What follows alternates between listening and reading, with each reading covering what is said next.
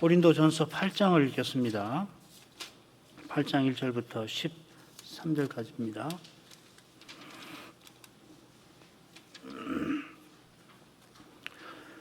우상의 제물에 대하여는 우리가 다 지식이 있는 줄을 아나 지식은 교만하게 하며 사랑은 덕을 세우나니 만일 누구든지 무엇을 아는 줄로 생각하면 아직도 마땅히 알 것을 알지 못하는 것이요 또 누구든지 하나님을 사랑하면 이 사람은 하나님의 아시는 바 되었느니라.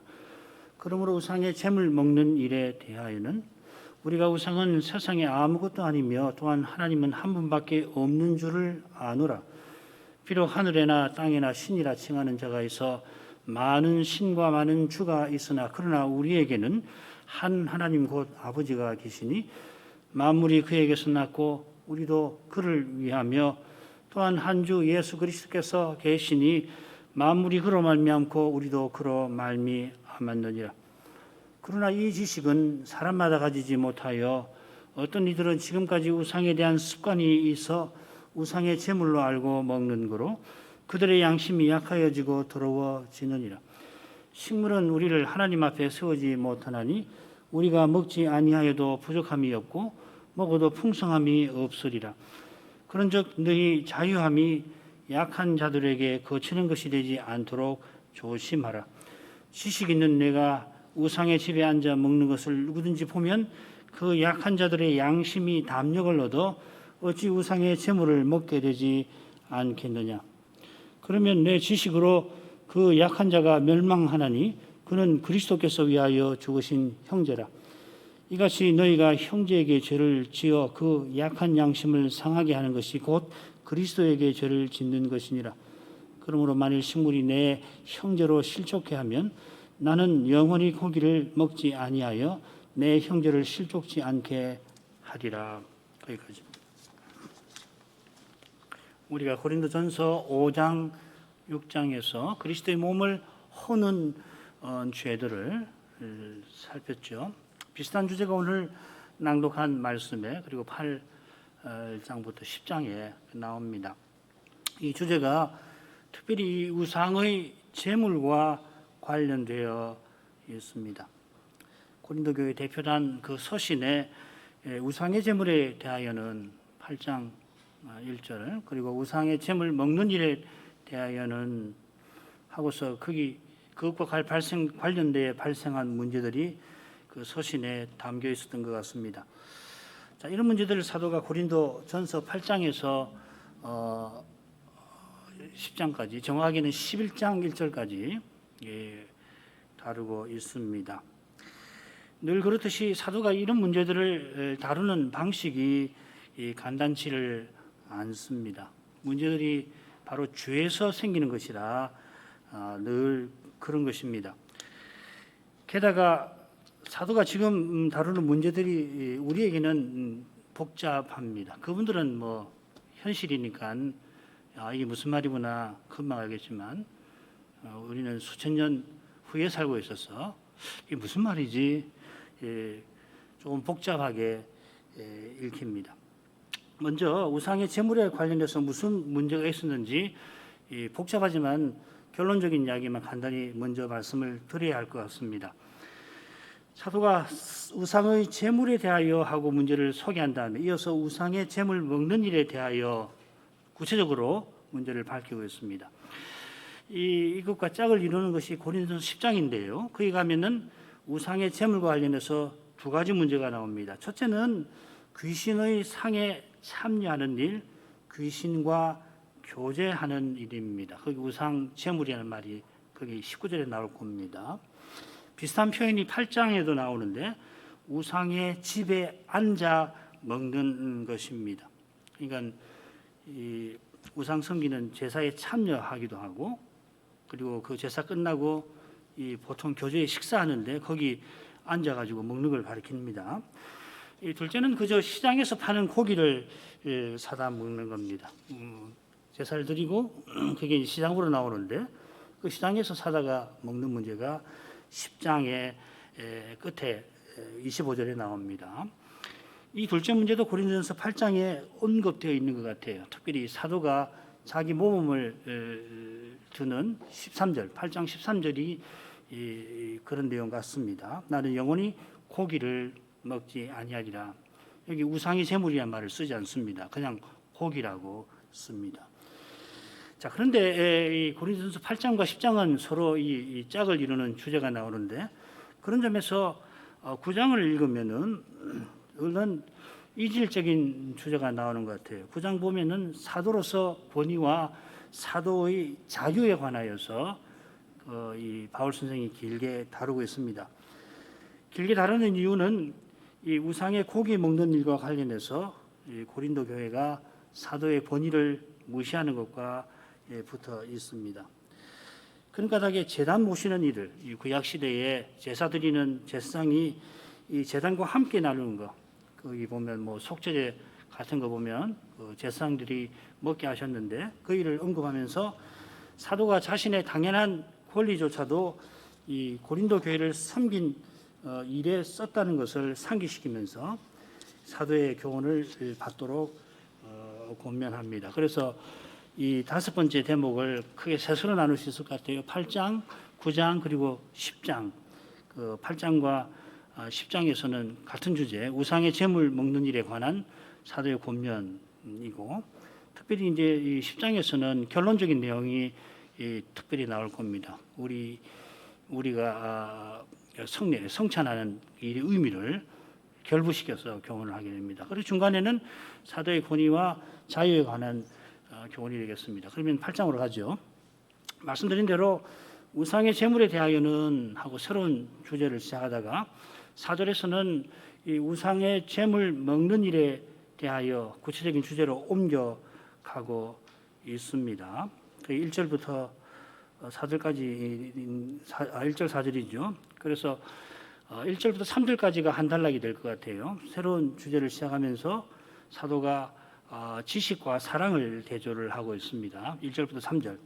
그리고 이어서 구체적인 주제로 옮겨가는데, 먼저 4절부터 6절에서는 한 분 하나님과 한 분 그리스도에 대한 지식을 언급합니다. 이거는 이 문제를 일으키는 사람들의 그 지식과 관련된 내용입니다.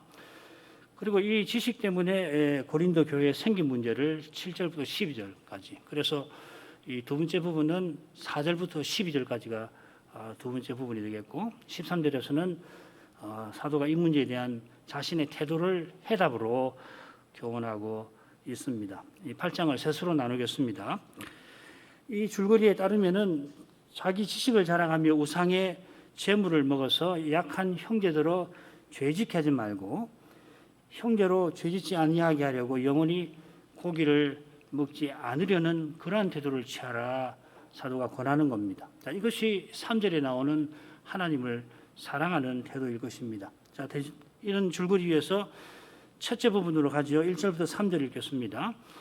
우상의 제물에 대하여는 우리가 다 지식이 있는 줄을 아나 지식은 교만하게 하며 사랑은 덕을 세워나니 만일 누구든지 무엇을 아는 줄로 생각하면 아직도 마땅히 알 것을 알지 못하는 것이요, 또 누구든지 하나님을 사랑하면 이 사람은 하나님이 아시는 바 되었느니라. 이 우상의 제물이 한 세 군데, 제가 기억이 안 나는데 8장과 10장에 한 4번 나오는 것 같아요. 이것은 우상 제사에 드리거나 우상을 섬기는 제사에 드리는 거, 혹은 제사 드리고 난 다음에 그 고기를 신에게 감사하면서 먹는 거, 그런 고기를 가리킵니다. 나중에 이제 이 고기를 물려내 가지고서 시장에 팔기도 하지요. 그 10장, 고린도서 10장 25절이 그건데, 거기는 이 우상의 제물이라는 말을 쓰지를 않아요. 사도가 구분해야 된다는 이야기죠. 말씀드린 대로 고린도 교회의 두 경우 모두에 관련해서 문제가 있었던 것 같습니다. 사도가 전하는 그 이단락에서 전하는 교훈을 보면은 고린도 사람들이 이 부활을 오해해서 이전처럼 우상 제사에 별 거리낌 없이 참여했고, 그 일로 인해서 연약한 믿음 가진 사람들이 따라하다가 믿음의 길에 큰 어려움을 겪었던 것 같습니다. 그 8장의 문제는 이 첫 번째 문제, 어떤 사람들이 이제 나는 부활에 이르렀으니까 뭐 이는 뭐 고기 먹는다고 해서 아무런 문제 없고, 심지어 이전처럼 우상 집에 가서 뭐 참석하고 구경하고 음식 먹더라도 나는 상관없다고 생각을 하고 먹는데, 그걸 이제 연약한 사람들이 보고서 따라하다가 양심에 큰 가책을 받아서 실족하게 되었다 하는 그 문제입니다. 문제를 일으켰던 사람들이 우리가 다 지식이 있다 말했을 겁니다.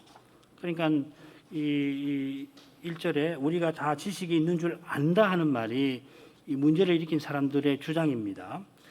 이들이 지식의 은사를 풍족하게 받고 그 사실에 사도도 감사를 드리죠. 고린도서 1장 4절 5절이 그겁니다. 사도가 하나님 은사에 감사합니다마는 이 바울 사도가 여러 계시 받은 것이 지극히 크므로 너무 자고하지 않게 하시려고 하나님께서 그에게 육체의 가시를 주셨다 했습니다. 고린도 후서 12장 7절에 나오죠. 사도가 늘 겸손한데도 혹시라도 교만하게 될까봐 하나님이 이렇게 그에게 시련을 주신 것입니다. 이런 데서 교만이 얼마나 무서운지를 알게 됩니다. 높은 마음을 갖지 않도록 하나님이 시련 주시는 것은 참 감사한 일인 것입니다. 자, 그런데 사도처럼 이들이 받은 은사에 감사한 것이 아니라 교만하게 되었습니다. 교만하니 문제가 안 생기지 않죠. 교만 자체가 이미 심각한 문제니까요. 실은 교만을 문제 중에 문제라 해도 과언이 아니고, 많은 교부들은 이 교만을 죄의 본질로 삼기도 합니다. 자, 이런 점에 비추어서 지식은 교만하게 한다 하는 사도의 교훈을 살펴야 할 겁니다.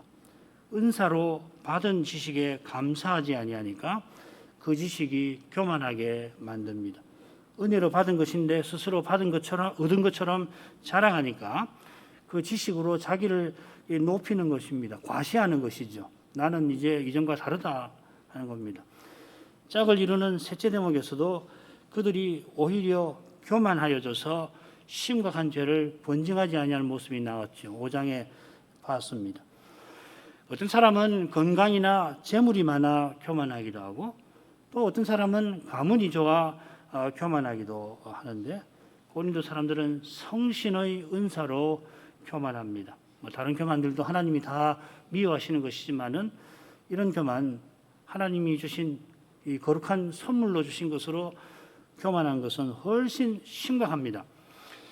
사도는 지식과 대조하여 사랑을 언급합니다. 이 사랑이 본래 지식과 대조되는, 대립되는 것 아니지요. 3절에 보면은 하나님을 사랑하는 사람은 하나님이 아시는 바 되었다. 이 사랑과 지식을 일치해서 사도가 교훈하고 있습니다. 사실 이 성경에서 이 지식이라고 하는 것, 알미라고 하는 것은 본래 사랑의 교제와 딱 붙어 있습니다. 하나님께서 지식의 은사를 주신 것은 그 지식으로 하나님과 이웃을 사랑하라, 그리스도를 드러내라 하신 것입니다. 바로 그런 뜻으로 사도가 사랑은 덕을 세운다, 교회 세운다, 사랑이 교회를 세우는 것이다. 에베소서 4장 15, 16절도 마찬가지 아니에요? 사랑 안에서 진리를 말하여 머리신 그리스도에게 자랑하는 거다. 고린도서 10장 23절에서 이 덕 세운다는 말을 이 사도가 똑같이 쓰면서 같은 교훈을 베풀고 있습니다. 이 사도는 지식이 있다며 교만한 사람이 실은 무지하다고 지적합니다. 만일 자기가 뭔가를 안다고 생각하면, 비슷한 표현이 이 짝을 이루는 고린도서 10장 12절에 나옵니다. 자기가 선 줄로 생각하는 자는 넘어질까 조심하라. 이 두 곳에서 이 생각한다는 표현이 나오는데 이 교만한 생각을 가리킵니다.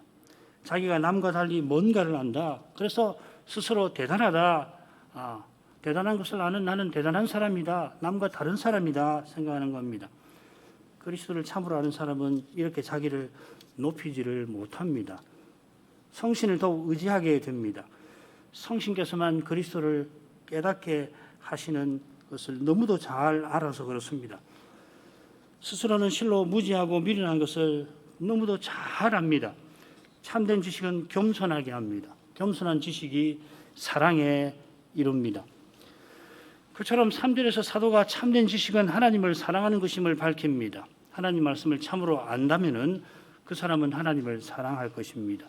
모든 율법과 선지자의 강령이 하나님을 전심으로 사랑하는 것입니다. 하나님을 사랑하는 것만큼 말씀을 안다 할 것입니다. 지금 지식의 은사를 자랑하며 자기를 과시하는 자들을 향하여서 여러분 참으로 하나님을 사랑하십니까? 하시면 얼마나 사랑하시는 것입니까? 사도가 묻는 것입니다. 말씀을 아는 만큼 하나님을 사랑하는 것처럼 하나님을 사랑하는 만큼 이웃을 사랑할 것입니다. 이런 거룩한 사랑이 교회를 세웁니다. 그처럼 교회는 믿음 위에 섭니다.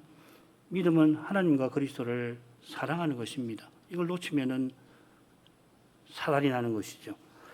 우리가 하나님을 사랑하는 것은 하나님이 아시는 바 된 사실에 있습니다. 어떤 분들은 하나님이 아신 바 되었다 하는 것을 하나님이 인정하신다, 알아주신다 이렇게 새깁니다. 물론 그런 뜻도 있을 거예요. 물론 사람의 인정을 구하지 말고 하나님의 인정을 즐거워할 것입니다. 그런데 여기서는 하나님께서 사랑하신다 하는 뜻으로 생각됩니다. 우리가 하나님을 사랑하는 일이 있다면 하나님이 먼저 우리를 사랑하셨다 하는 뜻입니다. 달리는 하나님을 사랑할 길이 없는 거예요. 사랑할 힘, 심지어 사랑할 자격도 우리에게 없습니다. 하나님께서 사랑하셔서 우리가 사랑한다 하지 아니하고 하나님께서 아신다, 하나님이 아신 바 된 사람이다 한 것은 참된 지식이 사랑에 있음을 사도가 보여주려 하는 것입니다. 뭐 특별하지도 않습니다. 왜냐하면 구약부터 이 하나님을 안다라고 하는 것은 사랑한다는 뜻이니까요. 이런 태도로 사도는 우상의 제물에 관한 문제를 풀어갑니다. 믿음의 지적인 요소를 강조하는 우리 전통에 비추어서 사도의 태도에 주의할 필요가 있습니다. 이 믿음의 지적인 요소 정말 중요하죠, 그죠? 아무 그리스도를 알지 못하고 어떻게 믿냔 말이죠. 그리스도를 알지 못하고 어떻게 사랑하고 바랄 수 있느냐 말이에요. 아니까 틀림없이 주님을 믿고 바라는 것인데, 그러나 사도처럼 말씀 깨닫는 지식이 하나님과 이웃을 사랑하는 것임을 알고 거룩한 사랑으로 죄와 죽음의 현실을 이기도록 힘쓸 것입니다. 지식의 내용, 소위 정보 홍수에 사는 우리로서는 이 믿음의 정보를 많이 아는 것을 잘 믿는 것처럼 착각할 수가 있는데 그렇지는 않습니다. 정보 얻는 것은 나이 든 분보다 젊은 사람들이 훨씬 더 유리한 시대에 사는데 젊은 분들이 정보를 많이 한다고 해서 반드시 나이 든 분들보다 지식이 많다, 지혜가 있다 말할 수 없는 것과 비슷한 면이 있습니다. 그러나 이 신앙이 믿음의 지식이라고 하는 것은 차원이 다른 문제잖아요. 성신이 깨닫게 하시는 거잖아요. 컴퓨터로 이 웹사이트 검색기를 돌려서 정보 얻는 거하고는 다르지 않습니까? 성경을 100번, 1000번 읽는다고 해서 참된 지식이 얻어지는 거 아니거든요. 성신님이 깨닫게 하시고, 그래서 성신이 깨닫게 하신 지식이라면 그리스도를 본받는 그런 삶으로 나타나야 되는 것이죠. 그것이 아니라면 반대로 이 고린도 사람들처럼 교만하게 된다면 그 지식이 뭐 할 거냔 말이죠. 그게 뭐 어떻게 하느냐, 우리 이제 좀 있으면 배우겠습니다만은 형제를 실족하게 하는, 멸망하게 만드는 것이 될 수가 있는 것입니다. 그 다음으로 가죠. 두 번째 대목 4절부터 12절입니다. 셋으로 나눌 겁니다. 사도가 대표단의 서신에서 우상 제물 먹는 일로 문제를 일으키는 이들의 주장을, 지식을 먼저 인용하고 거기에 대해서 사도의 교훈을 덧붙입니다. 이게 4절부터 6절입니다. 그 다음에 7절부터 11절 상반절에서는 내 지식으로 이 지식 없는 약한 자가 멸망할 수 있다 경고하고 있습니다. 그래서 7절이나 10절, 11절 보면 이 지식, 너의 지식이란 말이 나올 겁니다.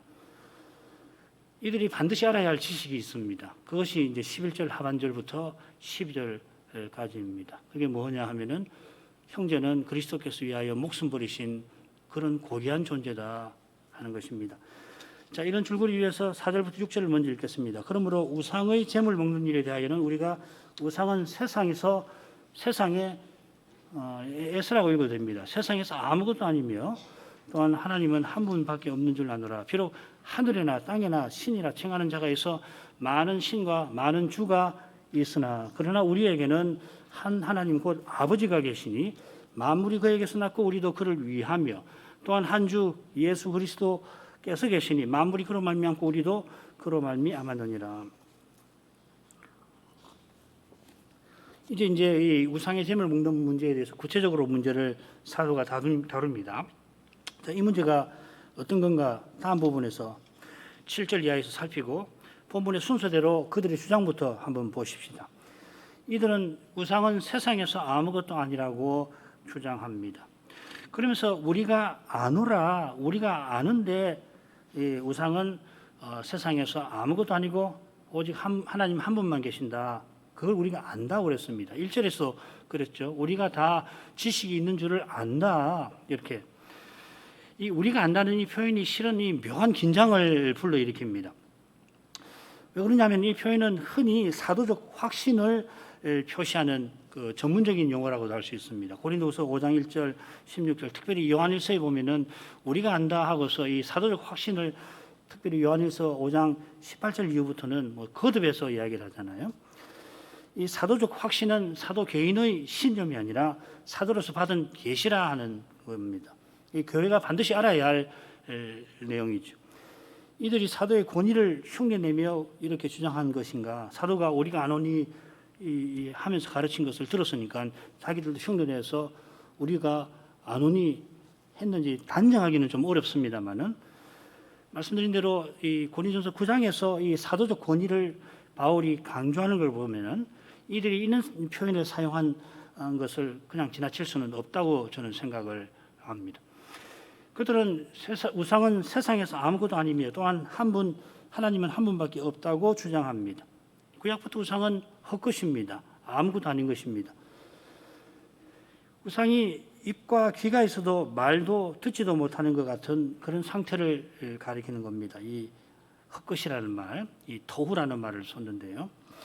세상에서 온갖 우상이 있지만은 아무리 많아도 실은 없는 거나 다름없습니다.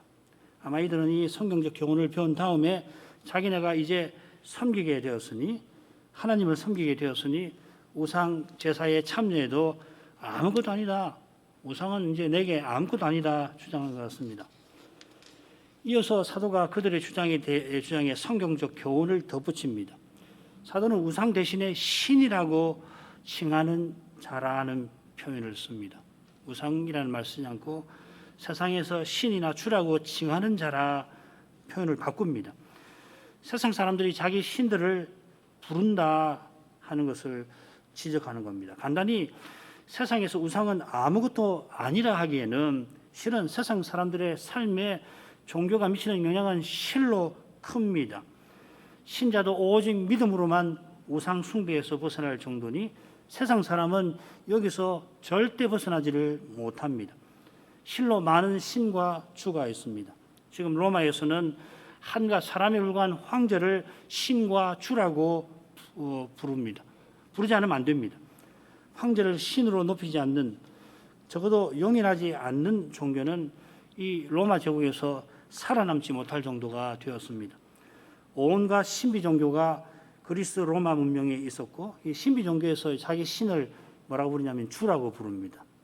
큐리오스라고 부릅니다. 이 문명 밖에 나라와 민족과 부족과 사회마다 종교가 있었습니다. 온 세상이 이처럼 미신의 어둠에 사로잡혀 있었습니다. 그러나 우리에게는 사정이 전혀 다릅니다. 우리에게 한 하나님이 계시는데 그분은 아버지이십니다. 그분은 만물의 창조주이시고 우리에게 목적이 되십니다. 세상 사람들은 자기네 신이라 부르는 신을 만들어 섬기되 자기네 행복을 위해서, 자기를 위해서 그리합니다. 자기를 위하여 우상을 새긴다. 제 2계명이 바로 그것이죠. 우리 하나님은 우리를 친히 지으실 뿐만 아니라 하나님을 향하게 하십니다. 이 하나님을 사도가 아버지라 부릅니다. 아버지라 부르는 뜻이 실로 높고 깊습니다. 이 뜻은 이어나오는 주와 관련된 내용에서 간단히 볼 것입니다. 우리에게 한 아버지가 한 하나님이 계실 뿐만 아니라 한 주가 계십니다. 말씀드린 대로 그리스 로마 문명에는 여러 신비 종교들이 있었는데 이 종교들은 자기네 신을 주라고, 큐리오스라고 부릅니다. 그렇지만 그들은 로마 황제를 주라고 불러야 했습니다. 그러나 우리에게는, 신자에게는 주가 오직 한 분뿐입니다. 만물이 주로 말미암았습니다. 만물을 한 분 하나님이 지으셨는데 지으실 때 이 주로 말미암아 지으셨습니다. 요한복음 1장 3절이 그것이죠. 태초에 말씀이 계시니라. 이 말씀이 하나님과 함께 계셨으니 이 말씀은 하나님이라. 이 말씀이 없이 지은 것이 하나도 없다. 이 말씀으로 말미암아 모든 것이 지은 바 되었다. 같은 교훈이죠. 이건 신기한 겁니다.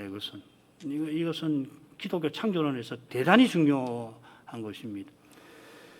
창조주께서 우리의 목적이신데 우리가 이 주로 말미암아 이 목적에 나아간다 하는 말입니다. 우리도 주로 말미암고라고 했던가요?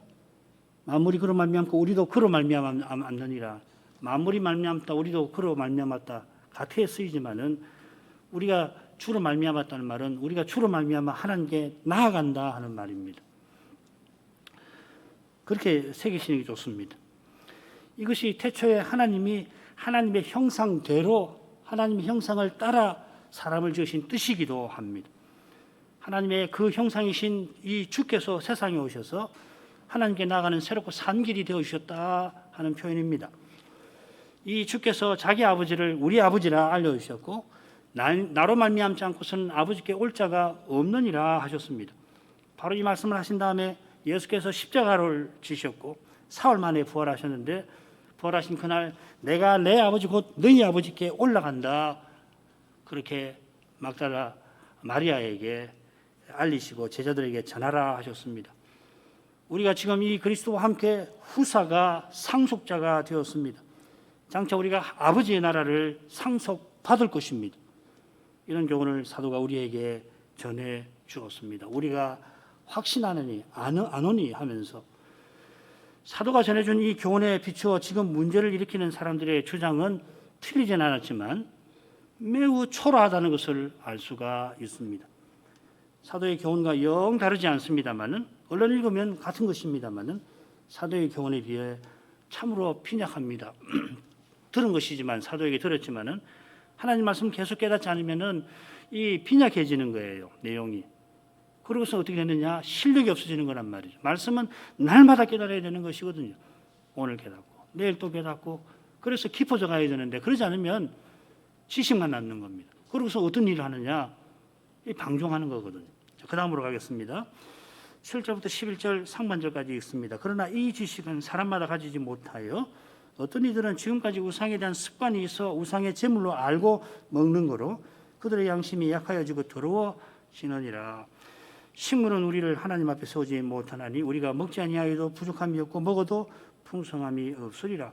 그런즉 너희 자유함이 너희 권리가 약한 자들에게 거치는 것이 되지 않도록 조심하라. 지식이 있는 네가 우상의 집에 앉아 먹는 것을 누구든지 보면 그 약한 자들의 양심이 담력을 얻어 어찌 우상의 제물을 먹게 되지 않겠느냐. 그러면 내 지식으로 그 약한 자가 멸망하나니. 7절 11절에 똑같이 지식이 나오는데 이 지식은 내 지식입니다. 문제를 일으키는 사람들의 지식이라는 말이죠. 이 지식이 약한 자들을 멸망하게 할 수 있다 경고하고 있습니다. 그들의 양심이 더러워진다. 왜 그렇게 되느냐? 문제 일으킨 사람들이 이 지식으로 자유롭게 이제 우리는 자유롭게 되었다 하고서 우상의 집에 가서 이전처럼 앉아 먹습니다만은 그 모습을 보고 약한 사람들이 흉내내다가 우상 섬기는 데 떨어질 수가 있다 하는 겁니다. 이 점에서 이 지식은 형제를 사랑하라는 사도의 교훈과 다르죠. 그래서 12절 13절에서 특별히 사도가 그 점을 강조를 합니다. 11절 하반절부터 12절. 우상의 집에 앉아 먹는 이들은 우리가 다 안다 하였습니다. 이 지식은 그러나 사람마다 가지지 못합니다. 그들은 우상이란 이 세상에서 없는 것이고 한 분 하나님만 계시니 심지어 우상 제사에 이전처럼 가서 우상에게 제사 드린 것을 함께 먹더라도 아무 상관없다 하는 겁니다. 신자라면 누구든지 자기네처럼 당연히 알고 있다 생각합니다. 그러나 신자라도 그렇게 생각하지 아니하는 사람이 얼마든지 있습니다. 가령 우리나라 이 신자 가운데에서 집안에서 명절에 제사를 드리기 때문에 절 안 해도 된다. 너는 이제 기독교 믿으니까 절 안 해도 된다 하는 그런 집안 분위기라도 내가 혹시라도 가서 죄 지으면 어떡하나 하고서 귀성을 주저하는 사람이 얼마든지 있는 것처럼 굉장히 나아진 거죠. 이전만 하더라도 지금도 그런 가정이 있을 텐데 이 제사 음식 만들려고 강요하고 또 절하지 않는다고, 남자 같으면 절하지 않는다고 해서 핍박하고, 뭐 저희 젊을 때만 해도 있었고 지금도 그런 가정이 있을 거예요. 그런 경우처럼 고린도 신자 가운데에서 우상의 고기 먹는 것 자체를 멀리하는 사람도 물론 있고, 더욱이 우상 제사에 가서 굳이 가서 이전처럼 함께 앉아 식사하는 거, 그 생각 자체를 받아들이지 못하는 사람 얼마든지 있습니다. 나는 약하니까. 그리고 이 양심상 거리끼는 거거든요. 어떻게 그 길을 간단 말이야, 이전처럼. 그렇게 해서 안 가는 사람 얼마든지 있습니다. 이런 데 있어서 이 지식이 모든 사람에게 있는 게 아니라고 사도가 말하는 것입니다. 그러니까 이런 지식이 신자라면 마땅히 지니고 받들어야 하는 게 아닙니다. 그리스도 안에서 자유를 얻었다고 해서 굳이 이전 우상 제사에 참여해서 내가 이제 달라졌다 과시할 것이 아닙니다. 주님께서 흑암의 권세에서 벗어나게 하신 것은 사도처럼 기꺼이 다른 사람의 종이 되게 하신 것입니다. 조금은 다를 수 있을지 모르겠는데 개혁신앙을 알고 난 다음부터 신자가 술 먹어도 상관없구나 알게 되었다고 해서 내가 이제 술을 먹을 수 있다고 과시하는 것은 그 결과로 아직 술 먹는 것을 좋지 않게 생각하는 이들의 정서를 무시하는 것은 결코 주의 앞에 인정받을 일이 못 되는 것입니다. 이전 교회에서 그 자유를 못 누려가지고서 자유롭게 하셨구나, 참 감사하다, 그러고 말 것이지. 이제는 뭐 내가 자유롭다고 술 먹을 수 있다고 과시하는 건 사실은 우스운 이야기거든요. 믿는 사람도 술 다 먹는데 뭘. 다 먹을 수 있잖아요. 그게 무슨 그 자체가 대단한 일 아닌데 문제는 자기를 과시하는 것이 이제 문제가 되는 거겠죠. 처음에야 참 기쁘구나. 율법주의로부터 계율주의로부터 벗어나게 되었구나. 얼마든지 먹을 수가 있구나. 술 취하지 말고 건강을 위해서 먹을 수도 있고 맛을 위해서 먹을 수가 있구나. 그렇게 하고 말 말고.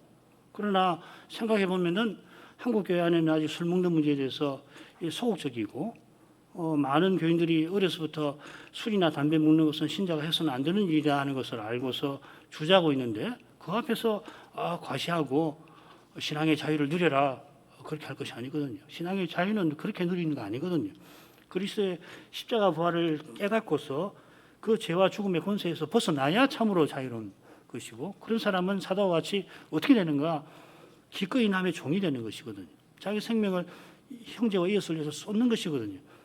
그게 복된 일이죠.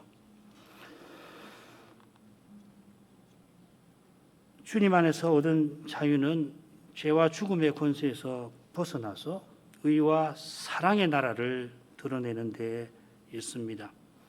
그렇게 살라고, 그리스도처럼 살라고 그런 자유를 주셨습니다. 사도가 말하는 이 지식은 교만하게 하는 것인데 교만한 사람은 절대로 죄 못 이깁니다. 교만이 이미 죄에 포로된 상태입니다. 자기도 죄를 이기지 못할 뿐만 아니라 다른 사람을 죄짓게 할 수 있습니다. 자기를 과시하는 이들의 모습에 어떤 이들이 그 양심이 약해지고 더러워지는 일이 이미 생겼습니다. 그들은 자기를 과시하는 이들과 달리 지금까지 우상에 대한 습관이 있어 우상의 재물을 알고 먹습니다. 그들이 지금껏 우상 제위에 가서 제사 드린 음식을 먹을 때 우상을 섬겼던 터라 이제 그리스도를 믿고 나서도 거기 가서 우상의 제사 드리는 데 가서 함께 음식을 먹을 때에 자기 양심이 너 지금 우상을 섬기고 있다 비난을 하는 상태가 되는 겁니다. 아마도 고린도 지도자들이 이전처럼 거리낌 없이 식사하니까 가족들과 친구들이 이전처럼 너도 같이 식사하자. 저 지도자, 니네 지도자가 지금 하고 있지 않느냐. 얼마 전에 제2의 그 사람이 와가지고 네 목사라고 하는 사람이 와가지고서 우리랑 같이 식사를 했는데 왜 못하느냐. 이전처럼 하자. 그렇게 할 때에 뿌리치지를 못하는 거거든요. 그래서 식사를 합니다마는 내가 우상을 섬겼구나. 아무리 생각해도 양심이 가만히 있지 않는 거예요. 그 사람 양심은. 괜찮다, 괜찮다. 그런 말 듣지만은 양심은 너 우상을 숨긴 거 아니야? 너 이전하고 똑같이 하냐? 그렇게 양심이 찌르는 것이거든요. 그럴 때에 회개를 해야 하는데 회개가 쉽지가 않아요. 그래서 자책을 하는 것이거든요. 그 자책을 하면은 계속 죄를 이기지 못하게 됩니다. 그래서 친구들이 이전 하던 대로 공중목욕탕 같이 가자. 너 같이 다녔지 않느냐? 이 우상 지금 우리 제사에 와서 식사도 했는데 공중목욕탕 가는 게 뭐가 문제돼? 그러면은 처음 예수 믿은 때처럼 분명하게 뿌리치지를 못하는 겁니다. 그때는 아니다 단호하게 믿음이 약하지만은 난 이런 삶을 살 수 없어. 그런데 이제 한두 번 하고 나니까는 안 갈 수가 없는 거거든요. 양심의 갈등이 처음에는 심한데 점점 약해집니다. 그러고 나면은 다 그런 거 아닌가? 거기서 거기 아닌가? 변명을 하게 됩니다. 나중에는 뭐가 그렇게 잘못이냐? 하게 되는 것이에요. 우리 양심은 하나님을 향해야 선해집니다. 이게 베드로전서 3장 16절 세례의 의미를 설명하면서 이렇게 했죠. 회개해야 합니다. 그 양심의 갈등을 할 때 주님 은혜를 구해서 회개를 해야지. 그 자책하고 그렇게 되면 슬슬 이렇게 가는 겁니다. 아마도 자기를 과시하는 이들이 식물은 우리를 하나님 앞에 세우지 못한다고 주장을 했던 것 같습니다. 과연 우리를 하나님 앞에 세우는 것은 주 예수 그리스도를 다시 살리신 하나님 그분이십니다. 장차 우리가 그리스도로 말미암아 하나님과 영원한 교제에 들어갈 것입니다. 고린도서 4장 11절에 이 세운다는 말이 나옵니다. 그런데 거리낌 없이 우상의 재물을 먹는 이들은 자기의 자유를 과시하니까 이 교훈의 선을 넘어서려 합니다. 그들을 흉내내는 자들은 양심의 가책을 받은 나머지 이 교훈에 미치지를 못합니다. 사도의 교훈을 깨닫고 받드는 길은 오직 은혜였습니다. 성신의 가마를 조금이라도 의지하지 않으면은 그만큼 사람으로 행할 수밖에 없습니다. 조금이라도 의지하지 않으면 그렇습니다.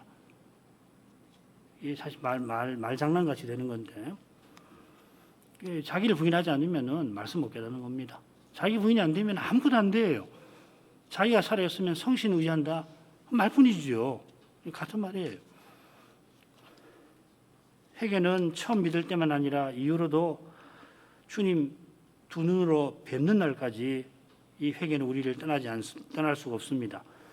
겸손히 성신의 가마를 조차 참으로 먹지 아니하여도 부족함이 없고 먹어도 풍성함이 없게 먹지 아니하여도 더 나쁠 것 없고 먹어도 더 좋을 것 없게 됩니다. 아니 먹어도 주를 위하여 살고 혹 먹지 못해도 주를 위하여 살 것입니다. 빌립보서나 로마서 14장이 바로 그 교훈이죠. 이렇게 사는 사람은 너희 자유함이 약한 자들에게 거치는 것이 되지 않도록 조심할 것이다 했습니다. 이 자유함 괜찮은 번역인데 여러분 성경 각주에 보면 권리라고 되어 있죠. 이 권리라는 표현입니다. 주님께서 주신 선택의 자유, 선택할 권리인데 자기를 과시하는 이들은 자신의 권한으로 휘둘렀던 것입니다. 그렇게 휘두르라고 주신 것이 아님을 사도가 지적하는 겁니다. 주님께서 그런 자유를 주신 목적은 9장에서 자세히 살피게 되겠습니다. 여기서는 소극적인 방식으로 그 목적이 표현되었습니다. 약한 자들이 실족하게 되지 않도록 하는 겁니다. 조심하라 했는데 살피라, 보라 하는 말입니다. 하나님이 우리를 늘 살피시죠. 왜 살피시느냐? 우리를 보살피시기 위하여 그렇게 하시는 겁니다. 우리도 우리 시선이 형제를 향해서 사랑의 시선이어야 할 것입니다. 보살피는 태도로 살펴야 할 것입니다. 우리에게 주신 자유는 사랑할 자유, 사랑할 수 있는 자유입니다. 능력입니다. 그런 점에서 지금 방종하는 이들이 살펴야 할 것은 자신이 지식이 있다 하고 우상의 집에 앉아 먹는 그것을 약한 형제가 보고 따라하는 사실입니다. 약한 자의 양심이 담력을 얻어 했는데 여기 사도의 날카로운 풍자가 들어있습니다. 이 담력 얻는다는 말하고 덕 세운다는 말과 같은 말입니다. 신자의 지식이 교회 세우는 것이 되어야 하는데 지금은 어떻게 했나? 형제의 양심을 세워서 죄짓게 만든다 하는 것입니다. 이것은 사랑의 지식, 섬김의 지식이 아닙니다. 형제를, 약한 자를 멸망하게 할 수 있는 악한 것입니다. 없는 것보다, 차라리 없는 것보다 못한 지식입니다. 11절 하반절에 그는 그리스도께서 위하여 죽으신 형제라 하고서 우리가 마땅히 알아야 할 지식을 이어서 전합니다. 그는 그리스도께서 위하여 죽으신 형제라. 이같이 너희가 형제에게 죄를 지어 그 약한 양심을 상하게 하는 것이 곧 그리스도에게 죄를 짓는 것이니라. 그리스도께서 위하여 죽으신 형제라고 하는 표현이 로마서 14, 15장에서 믿음이 약한 자와 강한 자의 문제를 푸는 사도의 열쇠이기도 하죠. 바울 사신에 몇 번 나옵니다. 이 표현이. 이 표현의 사도의 전성이 요약되어 있다고 해도 과언이 아닙니다. 우리가 그리스도 십자가 부활을 믿는 것이 사도적 전성의 핵심인데 이걸 돌려 표현하면 이것입니다. 여기서 그리스도께서 우리를 대하시듯이 우리를 위해서 목숨 버리시듯이 서로 대하고 그런 그리스도를 우리가 대하듯이 형제를 서로 대하는 하나님 나라의 윤리, 도덕이 나옵니다. 그리스도께 하듯이 형제에게 대하여야 하므로 형제에게 죄 짓는 것은 곧 그리스도에게 죄 짓는 것입니다. 이는 그리스도께서 전부이시고 전부 안에 계시는 하나님 나라가 그리스도의 십자가 위에 세워졌다 하는 뜻입니다. 고린도 사람들이 우리가 이미 부활에 이르렀다, 우리가 지식을 가졌다 자랑하고 자기를 과시하지만은 그리스도께서 우리를 위하여 죽으신 복음에 어울리질 않습니다. 교만은 십자가 지신 주님을 믿는 믿음과 절대로 함께 가지 못합니다. 가장 섬김받아 마땅한 주님께서 십자가에서 나를 위하여 목숨 버리셨습니다. 어떻게 교만할 수 있습니까? 어떻게 나를 과시하거나 자랑할 수가 있습니까? 이제 내가 사는 것은 그리스도를 믿는 믿음 안에 사는 것이고 그것은 나를 위하여 목숨 버리신 주님을 드러내는 것입니다. 그리스도처럼 하나님과 형제를 사랑하는 것이겠습니다. 13절 간단히 읽고 마치겠습니다. 그러므로 만일 식물이 내 형제를 실족케 하면 나는 영원히 고기를 먹지 아니하여 내 형제를 실족치 않게 하리라. 사도가 그리스도를 기준으로 든 다음에 이어서 자신을 모범으로 듭니다. 둘은 같으죠. 사도가 우리를 위하여 목숨 버리신 그리스도를 본받아 형제를 위하여 삽니다. 사도는 형제를 실족케 아니하려고 고기를 영원히 먹지 아니하겠다 합니다. 이것은 사도가 고린도 교회의 교만한 사람들처럼 우상 제사에 참여하지 않겠다는 말이 아닙니다. 우상에게 드린 고기도 시장에서 사다 먹지 않겠다 하는 것입니다. 만일 그럴 필요가 있다면 사도가 아예 고기 자체도 먹지 않으려 했을 것 같습니다. 자기를 미워하여 죽이려 하는 동족을 위해서 자기가 그리스도에게 끊어지는 저주도 받으려 했던 이 사도의 심정을 생각하면 형제와 이어서 참된 유익을 위하여라면 무엇이든지 기꺼이 자기 전부를 버리려 하는 것입니다. 다음 시간에 이런 사도의 심정과 태도를 우리가 좀 더 살피게 될 것입니다. 그리고 이런 심정과 태도로만 그리스도의 몸과 지체답게 살아갑니다. 그리스도의 몸과 지체로 살아가는 것은 이만큼 고귀한 것입니다. 무엇보다도 중요한 것입니다. 내 목숨보다도 내 전부보다도 고귀한 것입니다. 기도하겠습니다. 거룩하신 아버지, 사도가 고린도 교회에 일어났던 문제, 곧 믿기 전처럼 우상 제사에 가서 제사 드린 고기를 먹는 자리에 참여한 문제를 어떻게 접근하고 그 문제로 인해서 어떤 이들이 실족할 수 있는 현실에서 그분이 어떤 심정과 태도를 취했는지 살펴보았습니다. 사도의 심정과 태도에서 사도가 그리스도를 깨달은 만큼 그리스도처럼 사랑했던 것이 잘 드러나고 있습니다. 그리스도의 십자가를 깨닫고 고백하는 교회는 우리를 위해 목숨 버리신 그리스도를 본받지 않을 수가 없을 것입니다. 그런데도 복음을 깨달은 자신을 과시하는 일이 고린도 교회에 있었고 그 교만이 실로 무서운 결과를 빚어내었습니다. 이러한 문제가 그때만 아니라 이후에도 얼마든지 주님의 교회에 일어날 수가 있음을 압니다. 일어나지 아니하는 것이 이상하다 할 만큼 여전히 죄의 권세는 강력합니다. 이 권세를 이길 힘이 주님의 은혜에 있음을 믿습니다. 그리스도를 본받는 사랑이 죄로 말미암은 이 사망의 두려움도 이길 것입니다. 이런 믿음과 사랑이 이 시대에도 절실합니다. 저희가 그리스도를 본받아 살아서 이 시대의 이 무서운 도전을 꼭 이기고 살게 해 주옵소서.